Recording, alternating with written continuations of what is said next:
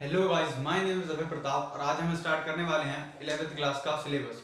11th class में first chapter जो हम पढ़ेंगे that is unit and dimension.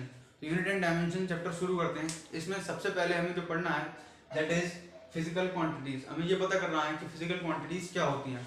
इसकी डेफिनेशन पढ़ें तो all the quantities which are used to describe basic laws of physics are called physical quantities. मतलब physics में वो सारी की सारी क्वांटिटीज जो हम जिससे हम फिजिक्स के लॉज को एक्सप्लेन करते हैं that are called physical quantities. मतलब फिजिक्स में हम जितनी भी क्वांटिटीज पढ़ते हैं like force, acceleration, velocity, speed etcetera, they are called physical quantities. तो फिजिकल क्वांटिटीज का इसके बाद हमें पढ़ना है ये क्लासिफिकेशन। क्लासिफिकेशन कई बेसिस पर होता है। सबसे पहला जो बेसिस है that is based on directional properties. मतलब जो फिजिकल क्वांटिटीज हैं उनकी डायरेक्शनल प्रॉपर्टीज के बेसिस पर हम उनको क्लासिफाई करते हैं।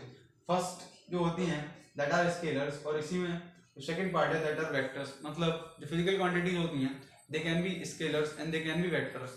You know that scalar quantities are the quantities which have only magnitude and they do not have direction, and they also do not obey the laws of vector algebra.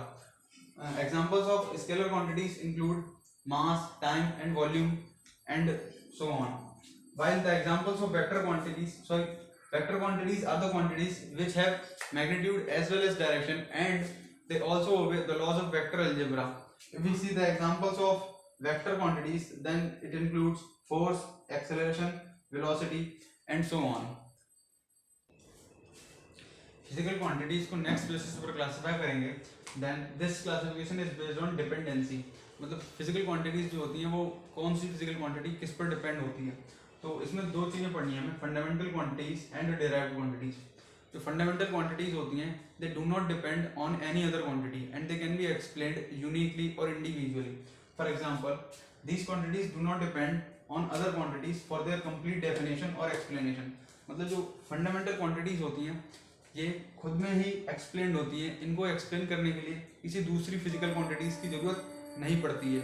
जबकि जैसे इसके example की बात करें तो इसमें मास, लेंथ और time को एक्सप्लेन करने के लिए किसी और चीज़ की जरूरत थोड़ी ना पड़ सकती है। इसीलिए फंडामेंटल क्वांटिटीज जो होती हैं दे आर एक्सप्लेन इंडिविजुअली और they do not require any other physical quantities to explain themselves. While derived quantities क्या होती हैं? Derived quantities are the quantities that are explained or expressed in terms of fundamental quantities. मतलब जो derived quantities हैं उनको जरूरत पड़ती है कि fundamental quantities को उनको explain किया जाए। For example, we know force is equal to होता है mass into acceleration। तो mass is a fundamental quantity। तो force को जरूरत है mass की to explain himself। While velocity की बात करें that velocity is equal to होता है distance displacement upon time। तो इसीलिए वेलोसिटी की जरूरत है टाइम की। ऐसे जो फंडामेंटल क्वांटिटीज होती हैं they are explained individually while the derived quantities require fundamental quantities to explain itself. Examples of derived quantities include force, velocity, acceleration, work, power etcetera. इसके अलावा भी एग्जांपल्स हो सकते हैं। अब हम देखते हैं यूनिट सिस्टम्स। यूनिट सिस्टम हमें पढ़ने होते हैं। तो फर्स्ट जो यूनिट सिस्टम है दैट इज FPS, मतलब फुट, पाउंड एंड सेकंड। इसमें क्या होता है, foot is the unit for length. अगर हम FPS सिस्टम यूज कर रहे हैं तो अगर हमें लेंथ मेजर करना है then we will use foot. अगर हमें वेट मेजर करना है FPS सिस्टम में देन वी यूज पाउंड, और टाइम को मेजर करने के लिए सेकेंड्स। CGS सिस्टम में centimetre for length, gram for weight and seconds for time. In MKS system, meter is for length, kilogram is for weight and second is for time. इसके बाद हमें पढ़ना है SI सिस्टम यानी international system of units. ये ज़्यादातर पूरी physics में एप्लीकेबल होता है और SI यूनिट जो हैं वही हमें याद रखने होते हैं क्वांटिटीज के, वो ज़्यादा इंपॉर्टेंट होते हैं। कुछ एक क्वांटिटीज होती हैं जैसे हमें CGS यूनिट्स भी याद रखने होते हैं, लेकिन SI इंटरनेशनल सिस्टम जो यूनिट जो होता है दिस इज मोस्ट इंपॉर्टेंट और यही हमें याद रखने हैं सारे के सारे के।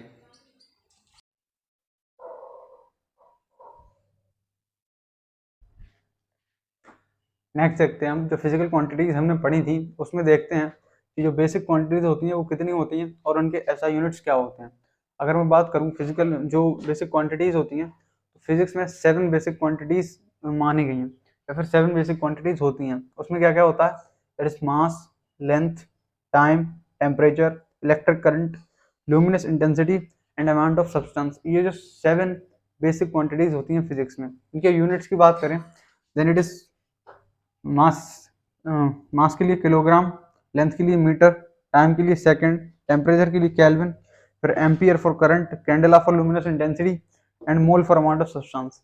अब इतने बड़े बड़े यूनिट तो लिखे नहीं जाएंगे साथ में, तो इसके लिए सिंबल बनाए गए। तो kilogram is written as KG, metre M, second S, kelvin को के लिखते हैं, एम्पियर को ए और कैंडेला को सी डी और मोल को लिखते हैं एम ओ एल, ठीक है। अब कुछ यूनिट कन्वर्जन से देखते हैं। देखिए क्या होता है, हमेशा हमें जो न्यूमेरिकल में वैल्यूज दी होंगी जरूरी नहीं है हमेशा ऐसा यूनिट में दी हों, इसीलिए जिस जिस भी यूनिट में हमें न्यूमेरिकल्स में वैल्यू दी होंगी उन्हें हम ऐसा यूनिट में कन्वर्ट करेंगे जिससे कि जो यूनिट सिस्टम्स हैं वहां पर उस क्वेश्चन को सॉल्व करने में आसानी हो, वरना फिर क्वेश्चन रॉन्ग भी हो जाएगा। तो अगर मैं इसमें बात करूं तो लेंथ का ऐसा यूनिट होता है, वो तो मीटर होता है हमें पता है। तो 1 मीटर में 100 सेंटीमीटर होते हैं। 1 millimetre, mm means millimetre, 1 millimetre में 10⁻³ मीटर्स होते हैं। This is micrometre, mu just like mu. 1 micrometre is equal to 10⁻⁻6 metre होते हैं, इसको माइक्रोन भी बोलते हैं। This is nanometre, 1 nanometre is equal to 10⁻⁹ metre. This is angstrom, 1 angstrom is equal to 10⁻10 metre. And fermi, जो angstrom होता है ये यूज करा जाता है एटम की साइज को मेजर करने के लिए, जो फर्मी होता है ये यूज करा जाता है न्यूक्लियस की साइज को मेजर करने के लिए। जो 1 फर्मी इज इक्वल टू होता है 10⁻⁻15 मीटर। उसके बाद कुछ ये स्टैंडर्ड यूनिट है, इनकी डेफिनेशन पता होनी चाहिए और इनका जो वैल्यूज है वो भी पता होनी चाहिए, कभी कभी ये डायरेक्टली पूछी जा सकती हैं। तो 1 एस्ट्रोनॉमिकल यूनिट की बात करें, AU, AU means astronomical unit, then 1 astronomical unit is equal to 1.49 into 10⁻11 meters. 1 light year is equal to 9.46 into 10⁻15 meters and 1 parsec is equal to 3.08 into 10⁻16 meter. अब होता क्या है, ये जो एस्ट्रोनॉमिकल यूनिट होता है ये होता क्या है, इसकी जो वैल्यू है दैट इज 1.496 into 10⁻11 मीटर। ये जो दूरी है, ये जो डिस्टेंस है, ये मेन डिस्टेंस है सन से लेकर के अर्थ का। जो 1 astronomical unit is the distance between sun and earth, ये इसकी डेफिनेशन होगी एस्ट्रोनॉमिकल यूनिट की।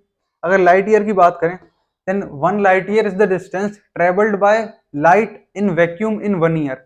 मतलब जितना डिस्टेंस लाइट वैक्यूम में 1 ईयर में ट्रेवल करती है that is the distance which is called 1 light year. It is equal to 9.46 into 10⁻15 metres. उसके बाद बात करें पार्सेक की, तो पार्सेक क्या होता है, फॉर एग्जाम्पल मेरे पास 1 एस्ट्रोनॉमिकल यूनिट की कोई आर्क है सामने मेरे, और वो डिस्टेंस जहां पर 1 एस्ट्रोनॉमिकल यूनिट की जो आर्क है that made a angle of 1 second at my eyes, then that distance is called parsec. मतलब एक एस्ट्रोनॉमिकल यूनिट की आर्क जो सामने है वो जहां पर 1 सेकंड का एंगल बना रही होगी वो distance that is called parsec. यहाँ पर जो और एक जो पार्सेक की वैल्यू होती है, फॉर एग्जाम्पल ये 1 एस्ट्रोनॉमिकल यूनिट की जो आर्क है ये है, और वो डिस्टेंस, ये पॉइंट है पॉइंट ऑफ ऑब्जर्वेशन। तो 1 एस्ट्रोनॉमिकल यूनिट की आर्क जिस डिस्टेंस पर 1 एंगस्ट्रॉम का एंगल बना रही होगी that distance is called 1 parsec, जिसकी वैल्यू होती है 3.08 into 10⁻16 मीटर। ठीक है, इसको देख लीजिए। इसके बाद हम मास के कन्वर्जन को करेंगे। नेक्स्ट कन्वर्जन देखते हैं। अब हमें इसमें क्या है, मास देखना है, वॉल्यूम देखना है और एंगल देखना है। इसके अलावा जो भी है वो जैसे जैसे हम क्वांटिटीज पढ़ते चलेंगे आगे फिजिक्स में उनके कन्वर्जन आते रहेंगे। मास का देखें तो 1 kg, kg is the SI unit of mass, तो 1 kg is equal to 1000 gram होता है। 1 quintal is equal to 100 kg and 1 AMU, AMU means atomic mass unit, ज्यादातर केमिस्ट्री में यूज होता है और मॉडर्न फिजिक्स जब हम पढ़ेंगे तो वहां पर भी ये यूज में आएगा। तो 1 AMU is equal to 1.66 into 10⁻27 kg। ये प्रोटॉन का मास भी होता है। वॉल्यूम की बात करें तो वॉल्यूम, ये जो लाइन है इट इज वेरी इंपॉर्टेंट। इसके बाद प्रेशर का और एक बचेगा वो हम पढ़ेंगे। तो वॉल्यूम की बात करें तो 1 metre cube is equal to 10⁻6 centimetre cube होता है। वॉल्यूम का जो ऐसा यूनिट होता है दैट इज 2 मीटर क्यूब। तो 1 metre cube is equal to 10⁻6 centimetre cube या फिर 10⁻6 cc।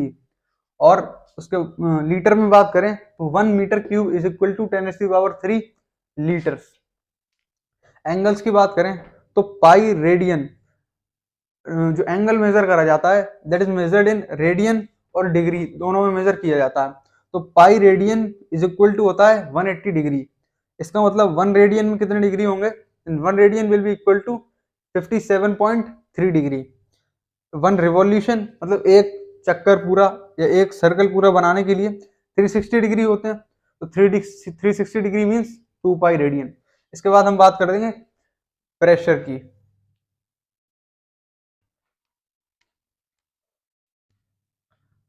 नेक्स्ट देखिए प्रेशर का यूनिट देखते हैं। तो जो प्रेशर का ऐसा यूनिट होता है दैट इज पास्कल, और पास्कल को ही न्यूटन पर मीटर स्क्वायर बोल सकते हैं। तो 1 pascal is equal to 1 newton per metre square होगा। एक जैसी चीजें हैं दोनों की दोनों।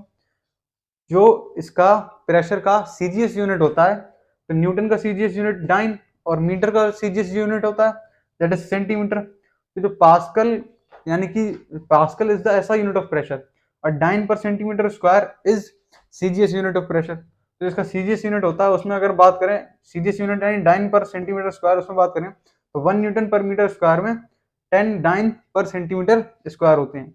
1 bar is equal to 10⁵ newton per metre square होता है।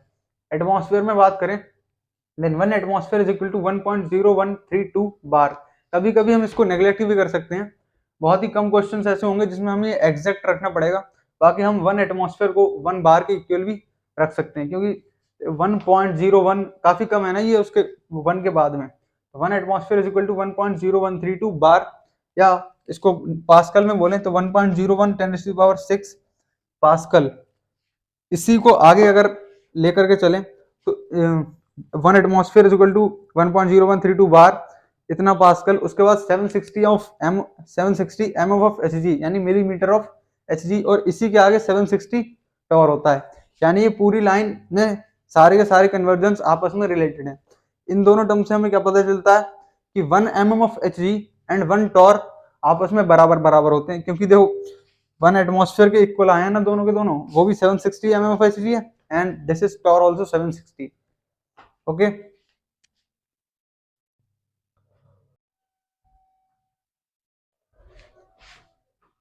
अब देखिए नेक्स्ट देखते हैं डायमेंशंस। इससे ये जो 7 बेसिक क्वांटिटीज थी इनके हमने यूनिट्स देखे और उनके सिंबल देखे। अब इनकी डायमेंशंस देखनी है। अब डायमेंशन स्टार्ट करते हैं। जो मास है इसका यूनिट तो था kilogram and that is written as KG, लेकिन इसकी जो डायमेंशन है, इसका जो सिंबल होता है डायमेंशन का, मास के लिए लिखते हैं m, लेंथ के लिए लिखते हैं l, टाइम के लिए t, टेम्परेचर के लिए लिखते हैं, टेम्परेचर का यूनिट था केल्विन और केल्विन के लिए लिखेंगे k, electric current ampere unit था तो इसका जो डायमेंशनल सिंबल होगा that is a, luminous intensity candle का यूनिट था cd, इसका डायमेंशनल सिंबल होगा। अमाउंट ऑफ सब्सटेंस के लिए जो डायमेंशनल सिंबल होता है दैट इज मोल, ये होता है। अच्छा, केल्विन के लिए के जो टेम्परेचर होता है इसके लिए डायमेंशन सिंबल के अलावा हम थीटा भी लिख सकते हैं। ठीक है, तो नोट कर लीजिए।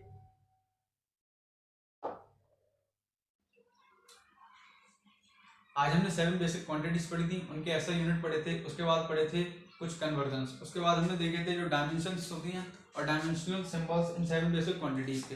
इसके बाद मिलते हैं नेक्स्ट वीडियो में, तब तक के लिए keep learning and keep exploring.